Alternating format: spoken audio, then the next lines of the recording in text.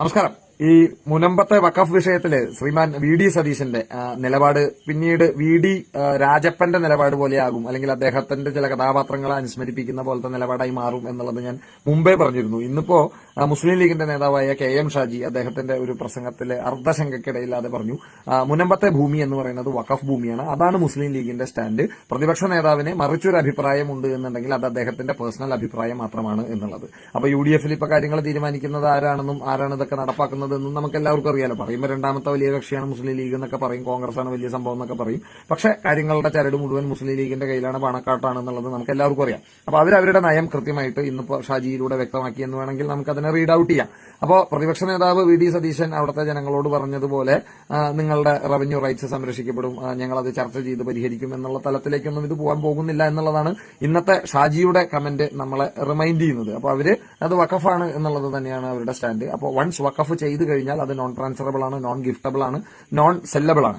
അപ്പോൾ അങ്ങനെ വരുമ്പോൾ മുനമ്പത്തുകാരുടെ ആ റവന്യൂ റൈറ്റ്സ് ഒക്കെ എത്ര കണ്ട് അല്ലെങ്കിൽ എങ്ങനെ സംരക്ഷിക്കപ്പെടും എന്നുള്ളത് നമുക്ക് ഇനി കാത്തിരുന്ന് കാണേണ്ട ഒരു വസ്തുതയായിട്ട് മാറുകയാണ്. അപ്പോൾ ഇതുമായിട്ട് ബന്ധപ്പെട്ട് ഈ വഖഫുമായിട്ട് ബന്ധപ്പെട്ടിട്ട് രാജ്യത്ത് നടന്ന മറ്റൊരു വലിയ സംഭവം കൂടെ ഞാൻ നിങ്ങളുടെ ശ്രദ്ധയിൽപ്പെടുത്താൻ ആഗ്രഹിക്കുകയാണ്. അത് യു പിയിലാണ്, വാരണാസിയിലാണ് അത് നടന്നത്. വാരണാസിയിലെ നൂറുകണക്കിന് കൊല്ലം പഴക്കമുള്ള ഉദയ് പ്രതാപ് കോളേജ് എന്ന് പറഞ്ഞിട്ടൊരു കോളേജിൽ അതിനോടനുബന്ധിച്ച് ആ കോളേജിന്റെ മതിലിനോട് ചേർന്നിട്ട് ഒരു ഖബർസ്ഥാനുണ്ട്. അപ്പോൾ ആ ഒരു ഖബർസ്ഥാനിന്റെ ഒരു പ്രസൻസ് വെച്ചുകൊണ്ട് യു പിയിലെ വഖഫ് ബോർഡ് 500 ഏക്കർ വരുന്ന ഉദയ് പ്രതാപ് കോളേജിന്റെ പ്രോപ്പർട്ടിയും കോളേജും വഖഫാണ് എന്ന് പറഞ്ഞിട്ട് ഒരു നോട്ടീസ് കോളേജിലേക്ക് സെർവ് ചെയ്തു. അപ്പോൾ അത് വലിയ പ്രക്ഷോഭത്തിനിടയാക്കി. അതിന്റെ ഫലമായിട്ട് യു പി സർക്കാർ, യോഗി സർക്കാർ അവിടുത്തെ റവന്യൂ രേഖകളും വഖഫ് രേഖകളും തമ്മിൽ കമ്പയർ ചെയ്ത് നോക്കിയിട്ട് രണ്ടിലുമുള്ളതിനെ മാത്രം അതിൽ നിലനിർത്താൻ വേണ്ട നടപടികളുമായിട്ട് മുന്നിലോട്ട് പോകാൻ ആരംഭിച്ചു.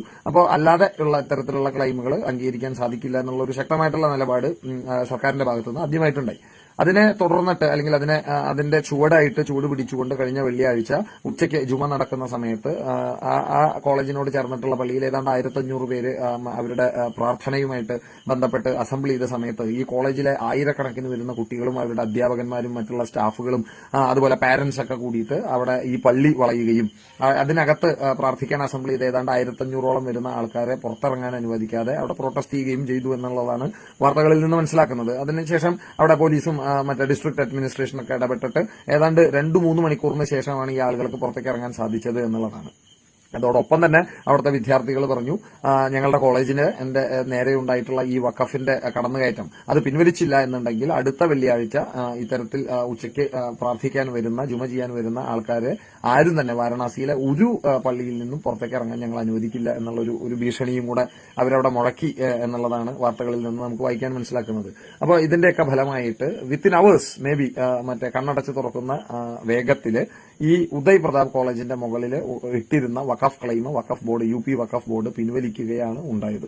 അപ്പോൾ മറ്റേ സതീശൻ സാറ് വീണ്ടും സതീശൻ വി ഡി രാജപ്പൻ മറ്റേ ക്യാരക്ടേഴ്സിലേക്കുള്ള പ്രയാണത്തിലാണ്. അപ്പോൾ അത് താങ്കളെപ്പോലെയുള്ള ഒരു പൊളിറ്റീഷ്യന് ഭൂഷണമല്ല എന്നുള്ളത് കൂടെ ഓർമ്മിപ്പിച്ചുകൊണ്ട് നിർത്തുന്നു. നന്ദി, നമസ്കാരം.